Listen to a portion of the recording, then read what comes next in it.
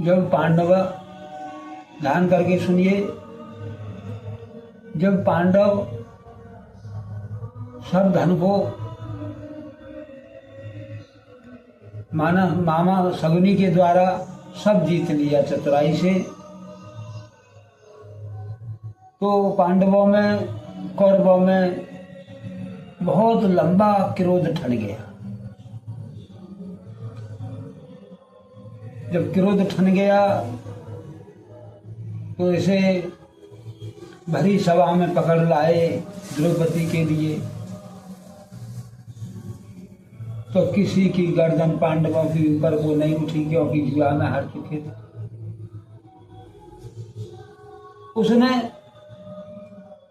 द्रौपदी ने देखा कि ये तो गर्दन भी ऊपर को नहीं उठा रहे हैं और दुशासन मेरे साथ में खींचातानी कर रहा है। आज मेरी लाज बचने वाली नहीं है, इज्जत बचने वाली नहीं है, भरी सभा की बात है, मैं किसी को मुंह दिखाने के लायक नहीं रहूंगी। तब उसने श्री कृष्ण जी को, सत्यकी को याद किया, हे मधुसूदन, तुम कहाँ हो, मेरी लाज बचाओ, भरी सभा में मेरे साथ में क्या हो रहा। जब भगवान श्री कृष्ण ने वस्त्रों की ढेर लगा दिए गए उसके ऊपर चढ़ाते चढ़ाते, दुशासन खींचते खींचते परेशान हो गया और चक्कर खा के गिर पड़ा। द्रौपदी घर आई। घर आने के बाद शाम के लिए वो पानी भरने गई। अब तो दुशासन वहां भी पहुंच गया, द्रौपदी के पीछे ही पड़ गया। वो दिन का समय था। उसने कहा, द्रौपदी ने, मैं वादा करती हूं तुमसे, मैं शाम को आऊंगी अंधेरे में पानी लेने के बहाने। अब वो घर आई। घर आके उसने कहा पांडवों से, भीमसेन को बताया कि ऐसे ऐसे दुशासन मेरे पीछे पड़ा हुआ है और मैं ये वादा करके आई हूं, और जाओ, मेरी लाज बचानी हो तो बचा लो, नहीं मुझे जाना पड़ेगा। भीमसेन बोला, खून के कतरे लेके आंखों में आंसू, हमारे एक तो सब तरह से हमारी बेइज्जती की है और अभी पीछे पड़ा हुआ है। तो भीमसेन ने धोती पैरी और पैर करके वहां जहाँ कुआ पर पानी भरा जाता था वहां लेट गया। अंधेरे से होते हुए दुशासन पहुंचा, उसने हाथ पकड़ा तो उसने हाथ पकड़ के देखा कि ये तो नारी की कलाई नहीं है, तो किसी आदमी की है। जब भीमसेन ने उठ के उसे देखा, उठ करके और उसे उठा के पटका और पटकने के बाद उसे बीच से भी फाड़ डाला। फाड़ने के बाद चले आए महलों के लिए। महलों में एकदम से कहने लगे सभी भाई और अपनी माता से और द्रौपदी से कि निकल लो यहाँ से, मैंने वध कर दिया है दुशासन का। वे सुरंग के द्वारा वहां से निकल गए, जैसे भी कपड़े पहने थे, और वहां से निकल गए। इधर उन्हें कौरवों को मालूम पड़ी, सो वो एकदम आए और उसने गृहवास में आग ही से लगा दी। जब आग लगा दी, उन्होंने सोची जल गए होंगे। उससे पहले प्रभु की लीला ये हुई कि वो निकल गई थी वहां से। जब निकल गए, देखिए पूर्व जन्म में द्रौपदी भिंड रूप थी, इससे किसी ने भी शादी करने की इच्छा नहीं रखी। जो कोई इसे देखता था शादी को इनकार कर देता था। जब शादी से इनकार कर देता था तो इसने दुखी होकर के भगवान शंकर जी का तपस्या की। भगवान शंकर जी तपस्या के कारण खुश होकर आए।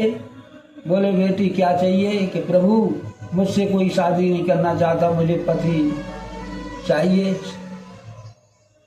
भगवान शंकर जी बोले, बेटी इस जन्म में तो नहीं, मैं अगले जन्म में तुझे 5 पत्नी की रानी बनेगी, अति सुंदर होगी और 5 पति की रानी बनेगी। प्रभु मैं तो एक पति मांग रही थी। नहीं, हमने तुम्हें 5 पति दिए हैं, क्योंकि तुमने हमें मन से 5 बार याद किया है, इसलिए तुम्हें 5 पति मिलेंगे। भगवान शंकर जी का वरदान लगा हुआ था। तो इसे अगले जन्म में देखिए, पूर्व जन्म का तो इस समय खा रहे हैं, अब जो कर रहे हैं हम वो आगे भविष्यकाल के लिए जा रहा है। भक्ति करोगे तब भी मिलेगी, पाप करोगे तो भोगना पड़ेगा। देखिए, इस शोहरत और दौलत इनका घमंड नहीं करना चाहिए, क्योंकि शोहरत वो भी यहीं पर रह जाएगी, पड़ी हुई माटी की माटी बनी हुई। इसका सर सुंदरता पर बहुत घमंड करते हैं ना नरनारी। दौलत वो भी यहीं पर रह जाएगी, लेकिन तेरा घमंड जरूर कफन में बंध के जाएगा, वो साथ नहीं छोड़ेगा। वो तो यहां नहीं रहेगा तो भी साथ जाएगा, तेरा कफन में बंध के घमंड जरूर जाएगा। वो आगे तुझे बहुत दंड देगा, तब तुझे घमंड मालूम पड़ेगा कि घमंड मुझे क्या है। गुरु चाहे वो ड्राइवर हो, चाहे कपड़ा सिलने वाला हो, चाहे मोटरसाइकिल कार संभालने वाला हो, गुरु तो गुरु ही है। गुरु की धर्मपत्नी, गुरु की पुत्रवधू और गुरु की बेटी, इनको गुरु के ही समान आचरण देना चाहिए।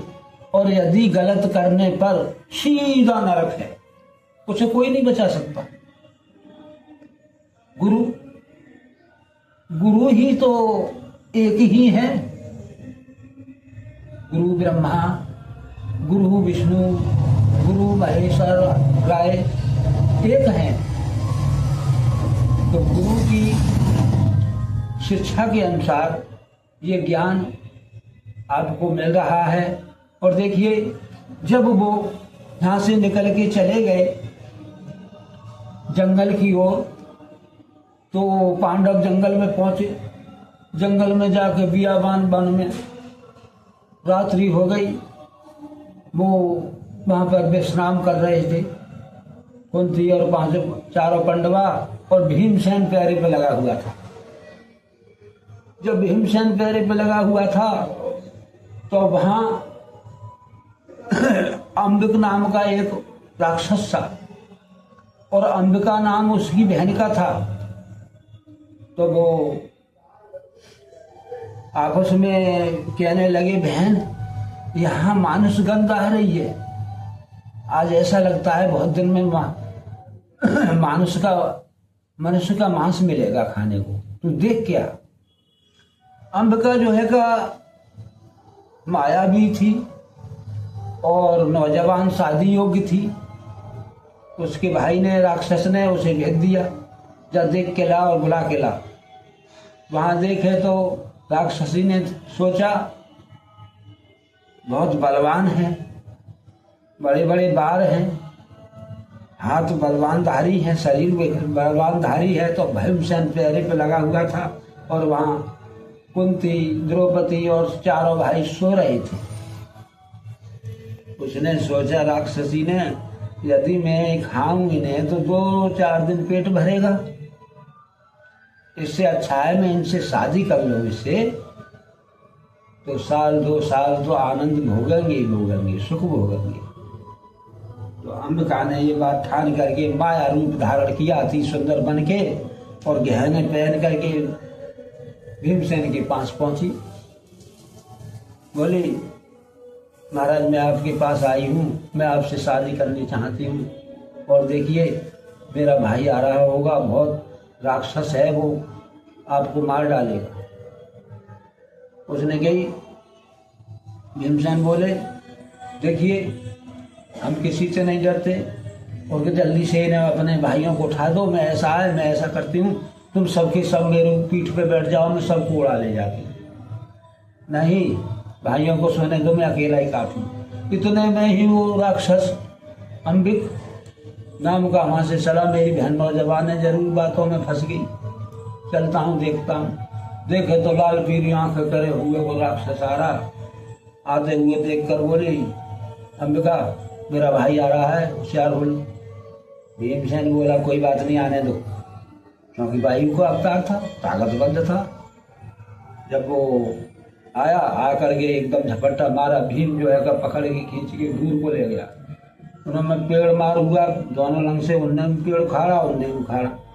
जब पेड़ मार का झगड़ा हुआ, फिर उसके बाद उनमें आपस में लथपथ हो गया, मारधार चालू भई। भीमसेन ने उसे उठा करके और एकदम धराशायी कर दिया, उसके प्राण पखेरु हो गए। अब वे वहां से बोले कि चलो अब यहाँ से चलते हैं, कौरवों को मालूम पड़ जाएगी कि यहाँ बसे हैं भी, इसलिए निकल लो यहाँ से। जब वो निकलने की बात आई तो अंबिका बोली कुंती से माता मैं जो है इन्हें पति मान चुकी हूँ भीमसेन को, इन्हें मुझे दे दीजिए, मैं 1-2 साल बाद इन्हें लौटा दूंगी। तो देखिए वो अंबिका भीमसेन को ले गई पति बना करके, 2 साल तक वे रहे। उन्हीं के द्वारा, उसी अंबिका राक्षसी के द्वारा एक लड़का पैदा हुआ।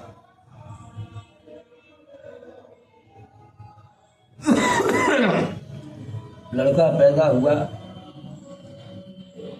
उसका नाम था कठोत्कच। तो ये यहाँ की कथा है पांडवों की। भगवान श्री कृष्ण द्रौपदी ने उनकी हर तरह से रक्षा की है, क्योंकि पांडव उनके ही माध्यम से जीवन जीते रहे, कष्ट भोगते रहे, लेकिन श्री कृष्ण को नहीं छोड़ा। उन हरि श्री कृष्ण द्रौपदी को नहीं छोड़ा। वो सत्य की, वो नारायण हरि सबके, यदि आप उनको तन मन से मानोगे तो आपके भी हितैषी वे बन जाएंगे। जय जय राधे।